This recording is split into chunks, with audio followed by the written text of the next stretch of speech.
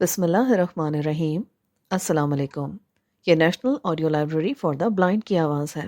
آج ہم آپ کے لیے جو کتاب ریکارڈ کر رہے ہیں اس کا نام ہے معاشی دہشت گردی، ایک معاشی ضربکار کا اعتراف جرم۔ اس کتاب کے مصنف ہیں جان پرکنس اور اس کا ترجمہ کیا ہے محمد حنیف راؤ نے۔ آواز لبابہ حیدر کی ہے۔ اگر آپ بھی ہم سے کوئی کتاب ریکارڈ کرانا چاہتے ہیں تو فون نمبر 0321434286 پر ہم سے رابطہ کریں۔ باب نمبر 15، صفحہ نمبر 146۔ سعودی عرب کا تطہیر زر کا قضیہ۔ 1974 کی بات ہے کہ ایک سعودی سفارتکار نے اپنے ملک کے دارالحکومت ریاض کی چند تصاویر دکھائیں۔ ان تصاویر میں ایک تصویر ایسی بھی تھی جس میں بکریوں کا ریوڑ ایک سرکاری عمارت کے پاس گندگی کے ڈھیر کو الٹ پلٹ کر رہا تھا۔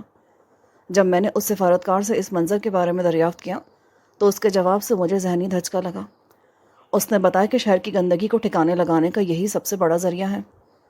وہ کہنے لگا، کوئی باعزت سعودی اس گند کو ہاتھ بھی نہیں لگائے گا، اس لیے ہم نے یہ کام جانوروں کے سپرد کر دیا ہے۔ میرے ہوش و حواس اڑ گئے۔ دنیا کے سب سے بڑے تیل پیدا کرنے والے ملک کے صدر مقام میں بکریاں گھوم پھر کر گندگی کو چٹ کر رہی تھیں۔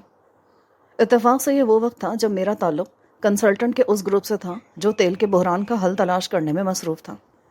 ان بکریوں نے مجھے ایک نکتہ سمجھایا کہ اس مشکل کا حل کس طرح تلاش کیا جا سکتا ہے۔ خصوصی توجہ اس امر کی جانب مرکوز کرنے کی ضرورت تھی کہ گزشتہ 3 صدیوں کے پس منظر میں اس ملک کے معاملات کس نہج پر پروان چڑھتے رہے ہیں۔ سعودی عرب کی تاریخ تشدد کے واقعات اور مذہبی تعصب و دیوانگی سے بھری پڑی ہے۔ 18ویں صدی میں ایک مقامی جنگجو محمد ابن سعود نے قدامت پسند وہابی فرقہ کے بنیاد پرستوں سے گٹھ جوڑ قائم کیا۔ یہ ایک نہایت مضبوط اتحاد تھا اور اگلے 200 سالوں کے دوران آل سعود اور ان کے وہابی اتحادیوں نے مل کر جزیرہ نما عرب کے بیشتر حصے پر قبضہ کر لیا، جس میں اسلام کے نہایت متبرک مقامات مکہ اور مدینہ بھی شامل تھے۔ سعودی معاشرہ اس کے بانیوں کی تنگ نظری پر مبنی سخت گیرانہ نظریات کا مظہر تھا۔ اس میں قرآنی احکام و اعتقادات کا سختی سے نفاذ کیا گیا تھا۔ دینی پولیس کا قیام عمل میں لایا گیا جس کے فرائض میں شامل تھا کہ 5 وقتہ نماز کو یقینی بنائیں۔ عورتوں کے لیے لازمی قرار دیا گیا کہ وہ اپنے آپ کو سر سے لے کر پاؤں تک ڈھانپ کے رکھیں۔ مجرموں کے لیے سزائیں انتہائی سخت رکھی گئی تھیں۔ کھلے بندوں پھانسی کی سزا دینا اور سنسار کرنا معمول کی بات تھی۔ میں جب پہلی مرتبہ ریاض گیا تو میری حیرت کی انتہا نہ رہی جب میرے ڈرائیور نے بتایا کہ میں اپنا کیمرہ، بریف کیس، بلکہ اپنا بٹوا بھی اپنی گاڑی میں کھلے بندوں چھوڑ سکتا ہوں اور گاڑی بغیر تالا لگائے مارکیٹ کے قریب پارک کر سکتا ہوں۔ اس نے بتایا، یہاں چوری کرنے کے بارے میں کوئی سوچ بھی نہیں سکتا، چوروں کے ہاتھ کاٹ دیے جاتے ہیں۔ اسی روز بعد میں اس نے مجھ سے پوچھا کہ کیا میں چپ چاپ چوک میں جا کر کسی کا سر قلم ہوتے دیکھنا چاہتا ہوں۔ وہابیت جس سخت گیرانہ پالیسی پر عمل پیرا ہے، اس کا نتیجہ یہ نکلا کہ گلیاں چوروں سے بالکل پاک ہو گئی ہیں۔ قانون کی خلاف ورزی کرنے والوں کے لیے جسمانی سزائیں پوری طرح نافذ ہیں۔ میں نے بہرحال قلم کیے جانے کا منظر دیکھنے سے اجتناب کیا۔ سیاست اور معاشیات میں مذہب کا عمل دخل ہی وہ عنصر ہے جس کی وجہ سے تیل کی نقل و حرکت پر پابندی لگی اور جس نے پوری مغربی دنیا کو ہلا کے رکھ دیا۔ 6 اکتوبر 1973 کو جو یہودیوں کا مقدس ترین تہوار تھا، یوم کپر، مصر اور شام نے بیک وقت اسرائیل پر حملہ کر دیا۔ یہی جنگ اکتوبر کی ابتدا تھی۔ عرب اسرائیلی جنگوں میں یہ چوتھی اور سب سے زیادہ تباہ کن جنگ تھی۔ یہی وہ جنگ تھی جس کا دنیا پر سب سے زیادہ گہرا اثر پڑا۔ مصر کے صدر سادات نے شاہ فیصل پر بہت زیادہ دباؤ ڈالا کہ وہ امریکہ کی اسرائیلی سرپرستی کے خلاف جوابی کارروائی کے طور پر تیل کا ہتھیار استعمال کرے۔ 16 اکتوبر کو ایران اور 5 عرب خلیجی ریاستوں نے، جن میں سعودی عرب بھی شامل تھا، تیل کی قیمتوں میں 70% اضافے کا اعلان کیا۔ کویت شہر میں عرب کے تیل کے وزراء اکٹھے ہوئے اور دیگر متبادل تجاویز پر غور و فکر کیا۔ عراقی نمائندے نے بڑی شدت کے ساتھ اپنا نقطہ نظر بیان کیا کہ امریکہ کو نشانہ بنایا جائے۔ اس نے فرداً تمام وفود سے ملاقات کی اور ان پر زور دیا کہ دنیا عرب میں تمام امریکی مفادات کو قومیہ لیا جائے۔ امریکہ اور ان ممالک کو تیل کی ترسیل پر مکمل پابندی عائد کی جائے جن کے اسرائیل کے ساتھ دوستانہ تعلقات ہیں۔ اس کے علاوہ تمام عرب فنڈز امریکی بینکوں سے نکلوا لیے جائیں۔ اس کا موقف تھا کہ امریکی بینکوں میں عرب رقومات اتنی زیادہ ہیں کہ ان کے یکلخت نکلنے سے اتنا بڑا خوف و ہراس پھیلے گا کہ 1929 کے افراتفری کو لوگ بھول جائیں گے۔ دوسرے عرب وزراء اتنے بڑے انقلابی اقدام سے جھجک رہے تھے، لیکن 17 اکتوبر کو انہوں نے فیصلہ کیا کہ ایک محدود پابندی ضرور عائد کر دی جائے جس کی ابتدا پیداوار میں 5% کمی سے ہو اور ہر ماہ 5% کمی مزید ہوتی چلی جائے حتیٰ کہ ان کے سیاسی مقاصد حاصل ہو جائیں۔ انہوں نے اس بات سے اتفاق کیا کہ امریکہ کو اس کی اسرائیل موافق پالیسیوں کی سزا ضرور دی جائے، اسی لیے اس کے خلاف پابندی شدید تر ہو۔ اس اجلاس کے شرکاء میں سے بعض ممالک نے اعلان کیا کہ وہ 5% کمی کے بجائے 10% کمی پر عمل پیرا ہوں گے۔ 19 اکتوبر کو صدر نکسن نے کانگریس سے مطالبہ کیا کہ اسرائیل کو 2 ارب 20 کروڑ ڈالر کی امداد دی جائے۔ اگلے روز سعودی عرب اور دیگر عرب ممالک نے امریکہ کو تیل کی ترسیل پر مکمل پابندی عائد کر دی۔ یہ پابندی ایمبارگو 18 مارچ 1974 کو ختم ہو گئی۔ اس کا دورانیہ مختصر تھا لیکن اثرات بہت گہرے تھے۔ سعودی تیل کی قیمت جو 1 جنوری 1970 کو $39 فی بیرل تھی، 1 جنوری 1974 کو $8.32 فی بیرل کی بلند سطح پر پہنچ گئی۔ سیاستدان اور مستقبل کے منتظمین اس سبق کو کبھی نہ بھول سکیں گے جو انہوں نے 1970 کی ابتدا اور اس کے وسط تک سیکھا۔ لیکن بالآخر ہوا یہ کہ اس گہرے صدمے نے کارپوریٹوکریسی کو اور مضبوط کر دیا۔ اس کے 3 ستونوں، بڑی کارپوریشنز، بین الاقوامی بینک اور گورنمنٹ کے درمیان گٹھ جوڑ اتنا پختہ ہو گیا کہ پہلے کبھی نہ تھا۔ اب یہ ایک پائیدار اتحاد تھا۔ اس پابندی کا بڑا نتیجہ رویوں اور پالیسی میں تبدیلی کی شکل میں رونما ہوا۔ وال اسٹریٹ اور واشنگٹن کو سمجھ آ گئی کہ اس قسم کی پابندی آئندہ برداشت نہیں کی جائے گی۔ تیل کی ترسیل یقینی بنانا پہلے بھی ہماری ترجیحات میں شامل تھا۔ 1973 کے بعد تو یہ ہماری جان کا روگ بن گئی۔ اس پابندی کی وجہ سے عالمی سیاست میں سعودی عرب کے کردار کی اہمیت بہت بڑھ گئی اور امریکہ کو احساس ہو گیا کہ ہماری اپنی معیشت کے لیے سعودی عرب کتنا بڑا مہرا ہے۔ اس کے علاوہ اسی پابندی نے کارپوریٹوکریسی کے لیڈرز کو وہ راہیں تلاش کرنے پر اکسایا جن کے ذریعے پیٹرول سے کمائے گئے ڈالر امریکی تجوریوں میں آ جائیں۔ انہوں نے اس بات پر خوب سوچ بچار کیا کہ سعودی حکومت کے پاس نہ تو انتظامی مشینری ہے اور نہ ہی ایسے اداروں کا ڈھانچہ موجود ہے جس کے ذریعے زمین سے ابلنے والی دولت کو خاطر خواہ طور پر نظم و ضبط میں لایا جا سکے۔ ادھر سعودی عرب کے لیے اضافی آمدنی جو قیمتوں کے بے تحاشا چڑھنے کی وجہ سے وجود میں آئی ایک طرح کی ملی جلی نعمت تھی۔ اب قومی خزانہ ڈالر سے اٹا پڑا تھا، لیکن دولت کا یہ سیلاب ایک اور قومی اثاثے کو بہا کر لے گیا۔ وہ تھا وہابی عقیدہ جس پر اب تک سختی سے عمل ہو رہا تھا۔ اب دولت مند سعودی ساری دنیا کے گرد چکر لگا رہے تھے۔ اب وہ یورپی اور امریکی اسکولوں اور یونیورسٹیوں میں پڑھ رہے تھے۔ اب وہ عالیشان کاریں خرید رہے تھے اور اپنے گھروں کو درآمد شدہ مغربی ساز و سامان سے آراستہ کر رہے تھے۔ قدامت پسند مذہبی عقائد کی جگہ ایک طرح کی نئی مادہ پرستی لے رہی تھی۔ اسی مادہ پرستی کے اندر تیل کے کسی آنے والے بحران کے خوف کا حل چھپا ہوا تھا۔ اس مادہ پرستی کو جتنا زیادہ بھڑکایا جائے بحران اتنے ہی دور ہوں گے۔ پابندی یعنی ایمبارگو کے ختم ہوتے ہی واشنگٹن نے سعودیوں کے ساتھ سلسلہ جنبانی شروع کیا اور ان کو فنی معاونت، عسکری ساز و سامان، تربیت اور سعودی قوم کو 20ویں صدی میں لانے کی پیشکش کی۔ اس کے بدلے میں سعودی عرب نے ان کو پیٹرول سے کمائے گئے ڈالرز یعنی پیٹرو ڈالر دینے تھے اور یہ یقین دہانی کروانا تھی کہ اب کوئی دوسری پابندی تیل پر عائد نہیں ہوگی۔ ان مذاکرات کے نتیجے میں ایک نہایت ہی غیر معمولی تنظیم وجود میں آئی۔ سعودی عرب اور امریکہ کا مشترکہ اقتصادی کمیشن یعنی یونائٹڈ اسٹیٹس سعودی عربین جوائنٹ اکنامک کمیشن۔ اس تنظیم کو عموماً JECOR کہا جاتا تھا۔ اس میں ایک انوکھا تصور پیش کیا گیا جو روایتی غیر ملکی امداد کے پروگرام کے بالکل الٹ تھا۔ اب سعودی دولت سے امریکی فرم اجرت پر حاصل کی جائیں گی جو سعودی عرب کی تعمیر نو کریں گی۔ اگرچہ اس کمیشن کا عمومی انتظام اور مالیاتی ذمہ داری امریکی محکمہ خزانہ کے سپرد تھی، لیکن یہ کمیشن ہر لحاظ سے ایک آزاد ادارہ تھا۔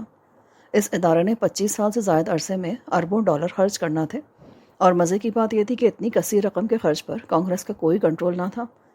چونکہ اس سارے معاملے میں امریکہ کا 1 سینٹ بھی خرچ نہیں ہو رہا تھا، لہٰذا محکمہ خزانہ کا کاغذی کردار ہونے کے باوجود کانگریس ایک عضو معطل تھی۔ JECOR کی پوری طرح چھان پٹک کے بعد ڈیوڈ ہولڈن اور رچرڈ جونز نے کہا، امریکہ اور کسی ترقی پذیر ملک کے درمیان ہونے والے معاہدوں میں سے یہ اپنی نوعیت کا منفرد معاہدہ ہے جس کے نہایت دور رس نتائج ترتیب پائیں گے۔ اس میں وہ صلاحیت موجود ہے جس کی بنا پر امریکہ کی جڑیں سعودی عرب میں بہت گہری چلی جائیں گی۔ اس کی وجہ سے باہمی انحصار کے تخیل کو تقویت پہنچے گی۔ امریکی محکمہ خزانہ نے اس معاہدے کے بالکل ابتدائی دور میں ہی مین کو اپنے ساتھ شامل کر لیا اور اس کو اپنا مشیر مقرر کیا۔ مجھے بلا کر بتایا گیا کہ تمہاری ذمہ داری بہت نازک اور اہم ہے، اور یہ کہ میں جو کچھ بھی کروں اور جو بات بھی میرے علم میں آئے اس کو انتہائی خفیہ تصور کیا جائے۔ میں جس مقام سے چیزوں کو دیکھ رہا تھا اس کے مطابق یہ ایک چوری کی واردات تھی۔ اس وقت مجھے یہ یقین دہانی کروائی گئی تھی کہ اس عمل میں مین ایک اہم مشیر کار یعنی کنسلٹنٹ ہے۔ بعد میں مجھے احساس ہوا کہ جن لوگوں کی پرکاری سے استفادہ کیا جا رہا تھا، مین ایسے بہت سو میں سے ایک تھا۔ چونکہ تمام معاملات نہایت خفیہ طریقے سے طے پا رہے تھے، لہٰذا میں اس بات سے بالکل لا علم تھا کہ گورنمنٹ اور دیگر کنسلٹنٹ کے درمیان کیا کچھ ہو رہا ہے۔ مثالی کاروباری سمجھوتے کے وسیع تر تناظر میں میرا کردار کتنا اہم تھا، میں اس بارے میں کچھ نہیں جانتا تھا۔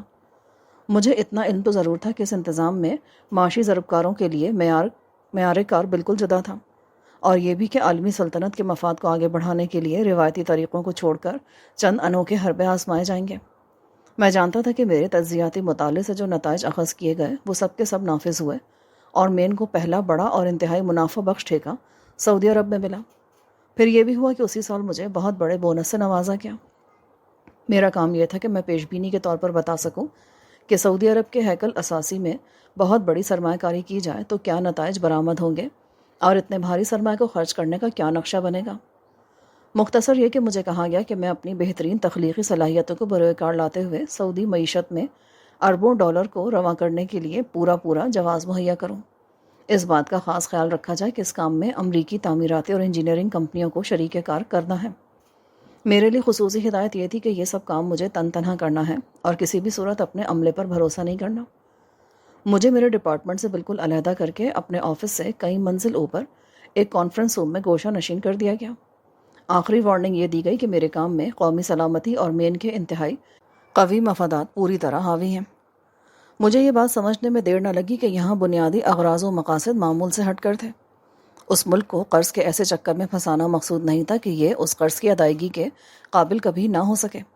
یہاں منتہا مقصود یہ تھا کہ پیٹرو ڈالرز کا متبادل حصہ واپس امریکہ چلا جائے۔ اس عمل میں سعودی عرب ہمارے قریب آئے گا، اس کی معیشت روز افزو ہماری معیشت سے گھل مل جائے گی، اور سب سے بڑھ کر کہ ہم پر اس کا انحصار بڑھتا چلا جائے گا۔ اس کے علاوہ وہ مغربی رنگ میں رنگا جائے گا، لہٰذا اس کا رویہ ہم سے ہمدردانہ ہوگا اور ہمارے نظام میں وہ جذب ہو جائے گا۔ جب میں نے اپنے کام کی ابتدا کی تو مجھے احساس ہوا کہ ریاض کی گلیوں میں آوارہ پھرنے والی بکریاں ہی اس معاملے میں علامتی چابی ثابت ہوں گی۔ ساری دنیا میں پرواز کرنے والے سعودیوں کے لیے یہ بکریاں دکھتی رکھ تھیں۔ اس صحرائی سلطنت کے لیے جو دور جدید میں داخلے کے لیے ہاتھ پاؤں مار رہی تھی، ضروری تھا کہ ان بکریوں کی جگہ کوئی قرینے کی چیز فٹ کی جائے۔ میں جانتا تھا کہ اوپیک کے ماہرین اقتصادیات تیل کی دولت سے مالا مال ممالک پر زور دے رہے تھے کہ اپنے تیل سے وہ مصنوعات تیار کریں جن کی وجہ سے اس کی قدر میں اضافہ ہو، یعنی ویلیو ایڈڈ۔ ان ماہرین کا اصرار تھا کہ محض خام تیل کی برآمد پر مطمئن ہو کر نہ بیٹھ جائیں، بلکہ اپنی صنعت قائم کرنے پر توجہ دیں۔ اس تیل سے وہ مصنوعات حاصل کریں جو دنیا کو بیچ کر خام تیل کے مقابلے میں کہیں زیادہ قیمت حاصل کر سکتے تھے۔ اسی احساس نے ایسی حکمت عملی کی جانب میری رہنمائی کی جس کے بارے میں مجھے یقین تھا کہ یہ سب کے لیے خوش آئند ثابت ہوگی۔ ظاہر ہے کہ بکریاں تو محض داخلے کا بہانہ تھیں، یہاں سے کام کی ابتدا کی جا سکتی تھی۔ ہم تیل سے حاصل ہونے والی دولت کے بدلے ان امریکی کمپنیوں کی خدمات حاصل کر سکتے تھے جو بکریوں کو منظر سے ہٹا کر گندگی اکٹھی کر کے اس کو ٹھکانے لگانے کا جدید پلانٹ نصب کر سکتی ہیں، اور سعودی بجا طور پر اس فنی شاہکار کو حاصل کر کے اپنا سر فخر سے اونچا کر سکتے تھے۔ میں سوچ رہا تھا کہ بکریوں کا فارمولا تو جدید ٹیکنالوجی کا محض ایک چھوٹا سا حصہ تھا۔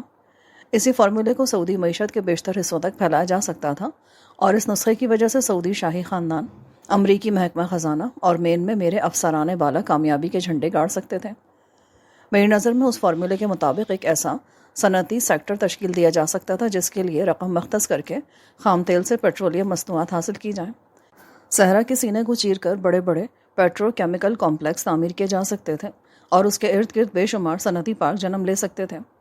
اب اس منصوبے کی تکمیل کے لیے ہزاروں میگا واٹ کی بجلی کی صلاحیت، ٹرانسمیشن اور ڈسٹریبیوشن لائنز، شاہراہیں، پائپ لائنز، مواصلات کا نیٹ ورک، ٹرانسپورٹ کا نظام، نئے ہوائی اڈے، جدید بندرگاہیں، مختلف انواع کی سروس انڈسٹری، اور ان تمام چیزوں کو رواں دواں کرنے کے لیے ہیکل اساسی کی ضرورت تھی۔ ہم نے اس منصوبے سے بہت بلند و بالا توقعات وابستہ کر رکھی تھیں۔ خیال تھا کہ آگے چل کر یہ ایسا ماڈل بن کر ابھرے گا جس کو ہم فخریہ طور پر پیش کر سکیں کہ باقی دنیا میں بھی اسی طرح سب کچھ ہونا چاہیے۔ پھر کیا ہوگا؟ ساری دنیا میں گھومنے پھرنے والے سعودی ہمارے گیت گائیں گے۔ وہ دنیا کے بیشتر ممالک کے رہنماؤں کو دعوت دیں گے کہ ذرا سعودی عرب آؤ اور اپنی آنکھوں سے دیکھو کہ ہم نے کیا معجزہ کر دکھایا ہے۔ اور پھر یہ سب رہنما ہم سے درخواست کریں گے کہ ہمارے ممالک کے لیے بھی ایسے ہی منصوبے بنا کر دیں۔ تب اوپیک کے دائرہ کار سے باہر کے اکثر و بیشتر ممالک عالمی بینک کے ذریعے یا قرضوں کے بوجھ تلے دبا دینے والے کسی اور طریقہ کار کے سہارے سے مالی وسائل حاصل کر سکیں گے۔ عالمی سلطنت کی یہ سب سے بڑی خدمت ہوگی۔ جب ان خیالات کا ہجوم میرے دماغ پر تھا تو اچانک مجھے ان بکریوں کا خیال آیا اور میرے ڈرائیور کے یہ الفاظ کانوں میں گونجنے لگے، کوئی باعزت سعودی اس گن کو اکٹھا نہیں کرے گا۔ مختلف سیاق و سباق میں یہ بات میں نے بار بار سنی تھی۔ یہ بات روز روشن کی طرح آیا تھی کہ سعودیوں کا ایسا کوئی ارادہ نہ تھا کہ وہ اپنے لوگوں کو کسی گھٹیا کام پر لگائیں۔ یہ کام چاہے کسی صنعتی ادارے میں بطور مزدور کے ہوں یا ان منصوبوں میں کسی پر براہ راست تعمیر کرنے کا۔ پہلی بات تو یہ تھی کہ ایسے لوگ جو یہ کام کر سکتے تھے وہ تھے ہی بہت کم، اور دوسری وجہ یہ تھی کہ سعودی شاہی خاندان نے اپنے شہریوں سے وعدہ کیا ہوا تھا کہ وہ ان کو ایک معیار تک تعلیم مہیا کریں گے اور ایسا طرز زندگی یعنی لائف اسٹائل دیں گے جس میں مزدوروں جیسے کام کی کوئی گنجائش نہ تھی۔ وہ دوسروں کو تو اس کام پر تیار کر سکتے تھے، لیکن خود فیکٹری یا تعمیراتی مزدور بننا ان کے لیے گھٹیا بات تھی۔ لہٰذا ضروری تھا کہ مزدوروں کی کھیپ دوسرے ممالک سے درآمد کی جائے۔ یہ ممالک وہ ہو سکتے تھے جہاں مزدور سستا تھا اور لوگوں کو کام کی ضرورت تھی۔ ضرورت پڑنے پر مزدور مشرق وسطیٰ کے دوسرے ممالک یا اسلامی ممالک مثلا مصر، فلسطین، پاکستان اور یمن سے درآمد کیا جا سکتا تھا۔ اس صورتحال نے ترقی کی حکمت عملی کے عظیم تر مواقع کا دروازہ کھول دیا۔ اس لیبر فورس کے لیے بڑے پیمانے پر رہائشی سہولت کی بھی ضرورت تھی۔ اس کے علاوہ تجارتی مراکز، اسپتال، آگ سے بچاؤ، محکمہ پولیس، پانی، نکاسی آب، بجلی، ٹیلی مواصلات اور ٹرانسپورٹ کے انتظامات درکار تھے۔ در حقیقت جس جگہ پر آج صحرا ہے وہاں جدید شہروں کی تعمیر ایک لازمی امر تھا۔ نئے پیدا ہونے والے مواقع کی کوئی حد نہ تھی، خصوصاً جدید ٹیکنالوجی کے استعمال نے بے پناہ افق دریافت کر لیے تھے۔ مثلاً سمندری پانی کو پینے کے قابل بنانے کا پلانٹ، مائکرو ویو نظام، صحت کے مراکز اور کمپیوٹر کی ٹیکنالوجی ان ابھرتے ہوئے عظیم و شان مراکز کے لیے لازمی تھے۔ سعودی عرب ایک منصوبہ ساز کے خواب کی تعبیر بن سکتا تھا۔ اس کو کسی ایسے شخص کی خیالی جنت بھی کہہ سکتے تھے جس کا انجینئرنگ اور تعمیراتی کاروبار سے گہرا تعلق ہو۔ اس نے معیشت کے ایسے وسیع مواقع پیش کر دیے تھے جن کی مثال تاریخ میں نہیں ملتی۔ یہ کتنا دلکش تصور تھا۔ ایک غیر ترقی یافتہ ملک جس کے مالی وسائل لامحدود تھے اور جو دور جدید میں داخل ہونے کے لیے ایک بڑا قدم اٹھانے کو بے چین تھا۔ میں اقرار کرتا ہوں کہ میں اپنی جانب سے پوری طرح لطف اندوز ہو رہا تھا۔ قباحت یہ تھی کہ واضح اور ٹھوس اعداد و شمار جن کی بنا پر تجزیہ کر کے کوئی ماڈل تیار کیا جا سکتا نہ تو سعودی عرب میں موجود تھے، نہ بوسٹن پبلک لائبریری میں، اور نہ کہیں اور۔ حقیقت حال یہ تھی کہ اس کام کی جتنی گہرائی اور وسعت تھی اس کے پیش نظر اگر ایسے اعداد و شمار موجود بھی ہوتے تو وہ بے محل اور غیر متعلق ہوتے۔ یہ ایک پوری قوم کی مکمل، فوری اور بے نظیر پیمانے پر کایا پلٹ تھی۔ اس قسم کے وسیع تجزیے کا وجود کسی کے وہم و گمان میں بھی نہ تھا۔ کم از کم اس وقت اس بارے میں کوئی سوچ بھی نہیں سکتا تھا۔ میں نے محض اپنی تخیلاتی قوت کی بنا پر ایسی رپورٹ لکھی جس سے اندازہ ہوتا تھا کہ سعودی عرب کے لیے ایک شاندار مستقبل منتظر ہے۔ میرے پاس کچھ ایسے عملی نسخے یا ٹوٹکے موجود تھے جن کی بنا پر میں تخمینہ لگا سکتا تھا کہ 1 میگا واٹ بجلی پیدا کرنے کے لیے کیا خرچ آئے گا، 1 میل سڑک بنانے کی قیمت کتنی ہوگی، اور ایک مزدور کے لیے کتنا پانی، کس حد تک نکاسی آب، کتنی رہائشی سہولت، کتنی خوراک اور کتنی عوامی سہولیات درکار ہوں گی۔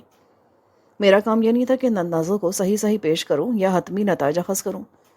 میرا کام صرف اتنا تھا کہ میں منصوبوں کا ایک سلسلہ پیش کر دوں، زیادہ درست الفاظ میں اس کا تصور واضح کر دوں کہ کیا کچھ ممکن ہے اور اس کے اخراجات کا موٹا اندازہ کیا ہوگا۔ میں نے ہمیشہ اصل اغراض و مقاصد اپنے سامنے رکھے۔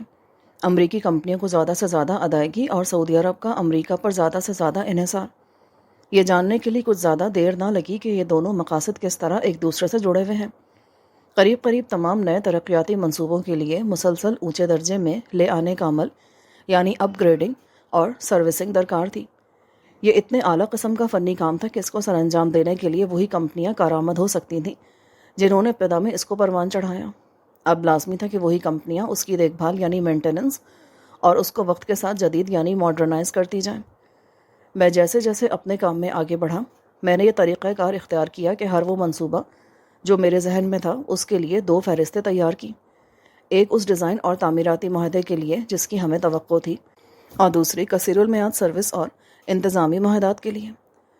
آنے والی بیشتر دہائیوں میں مین، بیسٹل اور براؤن اینڈ روٹ، ہالی برٹن، اسٹون اینڈ ویبسٹر اور دیگر بہت سی انجینئرنگ کمپنیاں اور کنٹریکٹرز بے حساب دولت سمیٹیں گی۔ اس خالصتاً اقتصادی پہلو سے ہٹ کر اس میں ایک چکر اور بھی تھا جس کی بنا پر سعودی عرب ذرا مختلف انداز میں ہمارا دست نگر بنا رہے گا۔ تیل کی دولت سے مالا مال اس سلطنت میں جدیدیت کی لہر مخالفانہ رد عمل پیدا کر سکتی تھی۔ قدامت پسند مسلمانوں میں غم و غصے کے جذبات بھڑکیں گے۔ اسرائیل اور دیگر ہمسایہ ممالک اپنے آپ کو خطرے میں محسوس کریں گے۔ اس قوم کی معاشی ترقی کی وجہ سے ایک اور صنعت کا ابھرنا ناگزیر تھا، جزیرہ نماں عرب کا دفاع۔ وہ پرائیویٹ کمپنیاں جو دفاعی معاملات میں مہارت رکھتی ہیں اور امریکی افواج بڑے فراغ دلانہ معاہدات کی توقع رکھ سکتے تھے، اور اس کے ساتھ پھر اسی کثیر المیعاد سروس اور انتظامی معاہدات کی تکرار۔ ان کی موجودگی کی وجہ سے انجینئرنگ اور تعمیراتی منصوبوں کا ایک دوسرا دور شروع ہوگا جس میں ہوائی اڈے، میزائل سائٹ، پرسنل بیس اور اس سے متعلق تمام ہیکل اساسی کی تعمیر درکار ہوگی۔ میں نے اپنی رپورٹس سربمہر لفافوں میں دفتری میل کے ذریعے پروجیکٹ مینیجر وزارت خزانہ کے پتے پر ارسال کر دی۔ میں گاہے بگاہے اپنی ٹیم کے دیگر ارکان، مین کے نائب صدروں اور اپنے اعلیٰ حکام سے ملاقات کرتا رہا۔ چونکہ اس پروجیکٹ کا کوئی دفتری نام نہیں تھا اور ابھی تک ریسرچ اینڈ ڈیولپمنٹ کے مرحلے پر تھا اور ہنوز JECOR یعنی جیکور کا حصہ نہیں بنا تھا، اس لیے ہم اس کو سرگوشی کے انداز میں ساما یعنی SAMA کے نام سے پکارتے تھے۔ سب جانتے تھے کہ یہ لفظ سعودی عربین منی لانڈرنگ افیئر کا مخفف ہے، لیکن اس میں کچھ الفاظ کی ہیرا پھیری اور طنز بھی پوشیدہ تھا، کیونکہ سعودی عرب کے مرکزی بینک کا نام بھی ایسا ہی تھا، یعنی کہ ساما، سعودی عربین مانیٹری ایجنسی۔ کبھی کبھی کوئی سرکاری نمائندہ بھی ہمارے ساتھ شامل ہو جاتا۔ میں ان سے چند سوالات کر لیا کرتا تھا۔ زیادہ تر میں اپنے کام کے بارے میں ان کو آگاہ کرتا، ان کے تبصروں پر اپنی رائے دیتا اور ان کو یقین دلاتا کہ مجھ سے جو بھی بن پڑے گا میں ضرور کروں گا۔ نائب صدور اور سرکاری نمائندے کثیر المیعاد سروس اور انتظامی معاہدات کے بارے میں میرے خیالات سے خصوصی طور پر متاثر تھے۔ اس پر ایک نائب صدر نے ایک ضرب المثل گھڑی، جس کو ہم بعد میں اکثر اس وقت استعمال کیا کرتے تھے جب سعودی عرب کا حوالہ دینا ہوتا۔ یہ وہ گائے ہے جس کو ہم غروب آفتاب تک اور اپنا کام ختم کرنے تک دھو سکتے ہیں۔ لیکن اس ضرب المثل سے جو شبیہ میرے ذہن پر ابھرتی تھی وہ گایوں کے بجائے بکریوں کی ہوتی تھی۔ اس قسم کی میٹنگز کے دوران مجھے احساس ہوا کہ ہمارے حریف اداروں میں سے بعض اسی قسم کی مشقتوں میں مصروف ہیں۔ ہم سبھی امید لگائے بیٹھے تھے کہ ہماری محنت کے نتیجے میں بڑے منافع بخش ٹھیکے ہمیں ملیں گے۔ میرا خیال تھا کہ مین اور دیگر ادارے اس ابتدائی مشق کے اخراجات خود ہی برداشت کرنے پر مطمئن تھے۔ یہ قلیل المیعاد جوا وہ اس لیے کھیل رہے تھے کہ کسی طرح اس کھیل میں داخلے کا موقع مل جائے۔ میرا یہ گمان جلدی یقین میں تبدیل ہو گیا، کیونکہ میں اپنے روزمرہ کے کام کی شیٹ پر اخراجات کا جو ہیڈ ڈالتا تھا وہ عمومی اور انتظامی اکاؤنٹ نمبر تھا، یعنی general and administrative overhead account. معاملات کو نمٹانے کا یہ انداز اکثر و بیشتر پروجیکٹس کے ان مراحل سے مخصوص ہوتا تھا جو ابھی تک تحقیق و انکشاف یعنی ریسرچ اینڈ ڈیولپمنٹ اور تجاویز کی تکمیل کی سطح پر ہوتی تھی۔ اس معاملے میں ابتدائی سرمایہ کاری ہی معمول سے بہت بڑھ کر تھی، لیکن یہ نائب صدر بہت زیادہ پراعتماد تھے کہ اس کا معاوضہ انتہائی خطیر ہوگا۔ یہ جاننے کے باوجود کہ ہمارے حریف بھی اسی کام پر لگے ہوئے ہیں، ہمیں یقین تھا کہ کام کے لیے میدان بہت وسیع ہے۔ میں اب اس کھیل میں بہت مدت سے تھا اور جانتا تھا کہ معاوضے کا انحصار اس بات پر ہے کہ حکومتی حلقوں میں ہمارا کام کتنا مقبول ہوتا ہے۔ وہ کمپنیاں جن کے بنائے ہوئے منصوبے حتمی طور پر نافذ العمل مستور ہوں گے، ان کو ہی اعلیٰ پیمانے کے ٹھیکے ملیں گے۔ میں نے اس کام کو اپنے لیے ذاتی چیلنج سمجھا اور ایسا منظرنامہ تخلیق کرنا چاہا جو ڈیزائن سے لے کر تعمیر تک کے تمام مراحل پر حاوی ہو۔ مین میں میرے مقدر کا ستارہ پہلے ہی خوب چمک رہا تھا۔ اگر ہم کامیابی سے ہمکنار ہوئے تو ساما میں کلیدی کردار ادا کرنے کی بدولت اس چمک دمک میں بڑی تیزی سے اضافہ ہونے والا تھا۔ ان ملاقاتوں میں ہم بالکل کھل کر اس امکان پر اظہار خیال کیا کرتے تھے کہ ساما اور پورا جیکار یعنی JECOR آپریشن کچھ نئے معیار اور نئی مثالیں قائم کرے گا۔ یہ ایک انوکھی راہ تخلیق کی گئی تھی جس میں ان ممالک میں منافع بخش کام کے مواقع نکالے گئے تھے جن کو بین الاقوامی بینکوں سے قرض دینے کی کوئی ضرورت نہ تھی۔ ایران اور عراق کے بارے میں فوری طور پر یہ بات ذہن میں آئی کہ ان دو ممالک کو بھی اسی فہرست میں شامل کیا جا سکتا ہے۔ انسانی فطرت جیسا کہ یہ ہے ان ممالک کے رہنماؤں کو غالباً سعودی عرب کی تقلید کرنے پر اکسائے۔ 1973 میں عائد ہونے والی تیل پر پابندی ابتدائی طور پر منفی اثرات کی حامل نظر آ رہی تھی، لیکن اب اس بات میں کسی شک و شبے کی گنجائش نہ رہی تھی کہ اس کی وجہ سے انجینئرنگ اور تعمیراتی شعبہ کو عظیم و شان غیر متوقع انعامات ملنے والے تھے اور عالمی سطح کے قیام کی راہ مزید ہموار ہونے والی تھی۔ میں اس خیالی منصوبہ پر کوئی 8 ماہ کام کرتا رہا، اگرچہ بہت مشقت کے ساتھ، کبھی بھی لگاتار چند روز سے زیادہ کام نہیں کیا۔ البتہ میں اپنے پرائیویٹ کانفرنس روم یا اپنے رہائشی اپارٹمنٹ میں ضرور گوشہ نشین رہتا تھا۔ میرے سٹاف کے پاس کچھ دوسرے کام بھی تھے اور وہ کافی حد تک اپنا کام خود کرنے کی صلاحیت رکھتے تھے، لیکن میں وقتاً فوقتاً ان کا کام چیک کرتا رہتا تھا۔ وقت کے ساتھ ساتھ ہمارے ارد گرد رازداری کی پابندیاں نرم پڑتی چلی گئیں۔ کچھ اور لوگوں کو بھی معلوم ہو گیا کہ سعودی عرب کے بارے میں کوئی خاص بات ہونے والی ہے۔ جوش و خروش انتہا پر تھا اور افواہیں عروج پر۔ نائب صدور اور سرکاری حلقے بھی رفتہ رفتہ کھلنے لگے۔ شاید اس کی وجہ یہ تھی کہ جیسے جیسے اس انوکھی اسکیم کے متعلق مزید معلومات ان کو ملتی گئیں، وہ بھی دوسروں کو اس میں شریک کرنے لگے۔ اس ترقی پذیر منصوبہ کے تحت امریکہ کا سعودیوں سے مطالبہ تھا کہ تیل کی قیمت اور سپلائی ایسی سطح پر رہنی چاہیے جو امریکہ اور اس کے اتحادیوں کو قابل قبول ہو۔ البتہ ایک خاص حد کے اندر قیمتوں اور سپلائی میں اونچ نیچ ہو سکتی ہے۔ اگر دوسرے ممالک مثلاً ایران، عراق، انڈونیشیا یا وینیزویلا پابندیاں عائد کرنے کی کوشش کریں تو سعودی عرب اپنے تیل کے وسیع ذخائر کے ساتھ اس خلا کو پر کرنے کے لیے آگے بڑھے گا۔ ان ممالک کو پابندی سے دور رکھنے کے لیے اتنا ہی کافی تھا کہ وہ جان لیں کہ ہم نے کیا حکمت عملی اختیار کر لی ہے۔ اس یقین دہانی کے بدلے میں امریکہ آل سعودیہ کو ایک حیران کن حد تک دلکش پیشکش کرنے کو تیار تھا۔ وہ خوشنما حیران کن سودا کیا تھا؟ یہ یقین دہانی کہ امریکہ آل سعود کو مکمل اور غیر مبہم سیاسی اور ضرورت پڑنے پر فوجی امداد فراہم کرتا رہے گا۔ یوں وہ لامحدود مدت تک اپنے ملک کے حکمراں رہ سکیں گے۔ سعودی عرب کے جغرافیائی محل وقوع، عسکری قوت کے فقدان اور ایران، شام، عراق اور اسرائیل جیسے ہمسایوں کے مقابلے میں عدم تحفظ، یہ وہ عناصر تھے جن کی بنا پر آل سعود مشکل سے ہی اس سودے سے انکار کر سکتے تھے۔ اس صورتحال سے فائدہ اٹھاتے ہوئے امریکہ نے ایک اور سنگین شرط عائد کر دی۔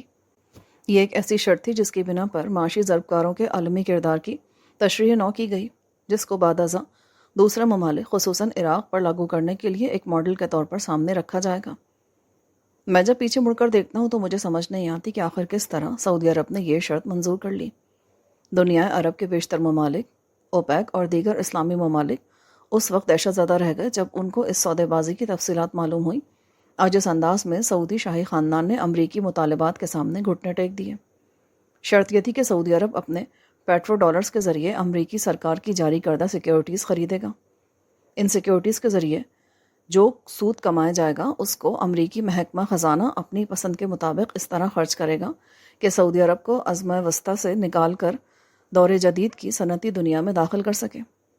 دوسرے الفاظ میں یوں کہہ سکتے ہیں کہ سعودی عرب کی تیل کی آمدنی پر جو اربوں ڈالر سود در سود کی شکل میں ڈھیر ہو رہے ہیں، وہ اس خواب کو پورا کرنے کے لیے امریکی کمپنیوں کو ادا کیے جائیں گے۔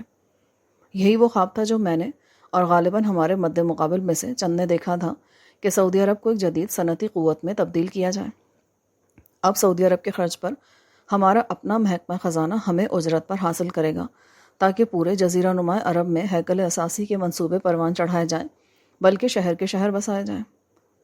اگرچہ نظریاتی طور پر سعودیوں کو یہ حق حاصل تھا کہ ان منصوبوں کی عمومی نوعیت کے بارے میں اپنی رائے دے سکیں، لیکن حقیقت یہ تھی کہ اعلیٰ سطحی انجینئرز کا گروپ ہی، جو کہ بیشتر مسلمانوں کی نظروں میں کفار تھے، سعودی عرب کی مستقبل کی صورت گری اور معاشی نقوش متعین کرنے والا تھا۔ اور یہ سب کچھ کہاں ہونے والا تھا؟ اس سلطنت میں جس کی بنیاد قدیم وہابی نظریات پر قائم تھی اور جس کا کاروبار حکومت کئی صدیوں تک انہی اصولوں پر چلایا جا رہا تھا۔ یہ ان نظریات سے دوری کی بہت بڑی چھلانگ تھی، لیکن موجودہ حالات کے تحت اور امریکی سیاسی اور عسکری دباؤ کے تحت میں سمجھتا ہوں کہ آل سعود کے پاس کوئی دوسرا متبادل نہ تھا۔ ہمارے اپنے نقطہ نظر کے مطابق لامحدود مفادات کی تکمیل کی منزل اب سامنے ہی تھی۔ یہ ایک بڑا ہی دل خوش کن سودا تھا جس نے ایک حیرت انگیز مثال قائم کی تھی، اور اس کا انتہائی خوشگوار پہلو یہ تھا کہ کانگریس کی کسی منظوری کی ضرورت نہ تھی۔ کانگریس کی کسی قسم کی مداخلت کا عدم وجود کارپوریشنز، خصوصاً پرائیویٹ کارپوریشنز مثلاً بیسٹل اور مین کے لیے بہت دلکشی کا باعث تھا، کیونکہ ایسی کمپنیاں اپنے کاروباری ہتھ کنڈوں کو کسی پر ظاہر نہیں کرنا چاہتی۔ مڈل ایسٹ انسٹیٹیوٹ کے ایک اسکالر اور سابق صحافی تھامس والٹر لپمین نے اس سودے کے بارے میں یوں اظہار خیال کیا ہے: دولت میں کھیلنے والے سعودی اربوں ڈالر محکمہ خزانہ کو دیں گے، جو اس رقم کو اپنے قبضے میں اس وقت تک رکھے گا جب تک ملازمین اور ٹھیکیداروں کو اس کی ادائیگی کی ضرورت ہو۔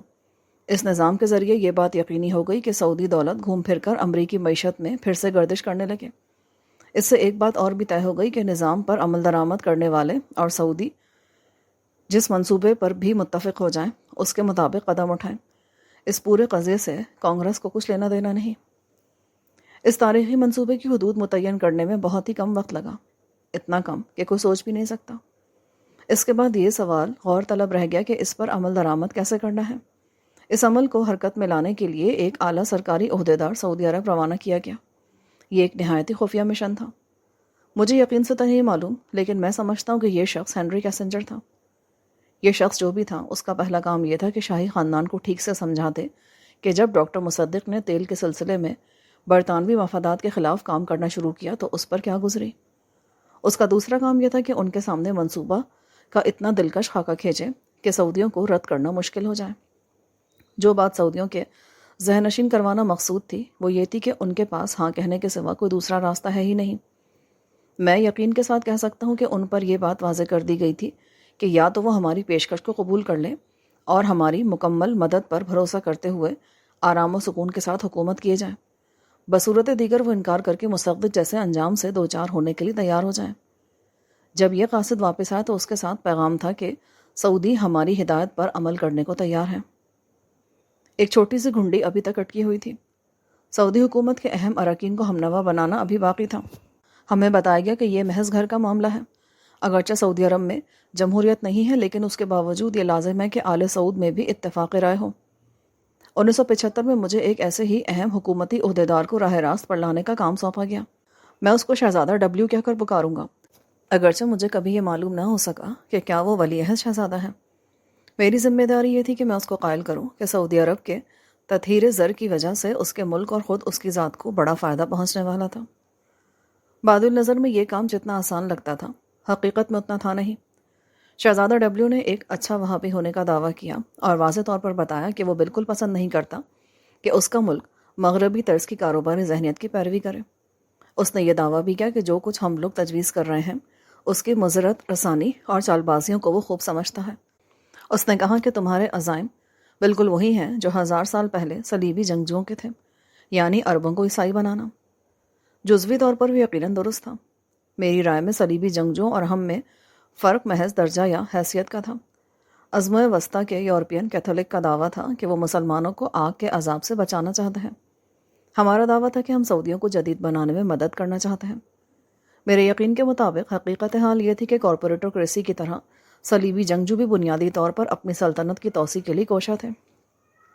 مذہبی اعتقادات سے قطع نظر شہزادہ ڈبلیو کی ایک بڑی کمزوری حسین و جمیل اور گوری چٹی سنہرے بالوں والی خواتین تھیں۔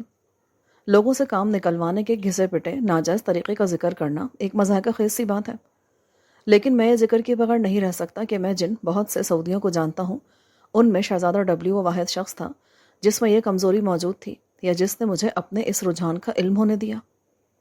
اس تاریخی سودے کی تکمیل میں شہزادے کے اس شوق نے ایک اہم کردار ادا کیا۔ اس سے یہ بھی ثابت ہوتا ہے کہ اپنے مشن کے حصول کے لیے میں کس حد تک جا سکتا ہوں۔ معزز سامعین، جو ریکارڈنگ آپ نے ابھی سماعت فرمائی اسے national audio library for the blind کی جانب سے پیش کیا گیا ہے۔ ہمارے یوٹیوب چینل کو لائک، سبسکرائب اور شیئر ضرور کیجیے۔ اپنی قیمتی تجاویز اور آراء کے اظہار کے لیے ہمارے کمنٹ سیکشن کا استعمال کیجیے۔ اگر آپ بھی رضاکارانہ طور پر ہمارے اس مشن کا حصہ بننا چاہیں تو ڈسکرپشن میں دیے گئے لنک کے ذریعے ہمارے واٹس ایپ گروپ کو جوائن کیجیے۔ شکریہ۔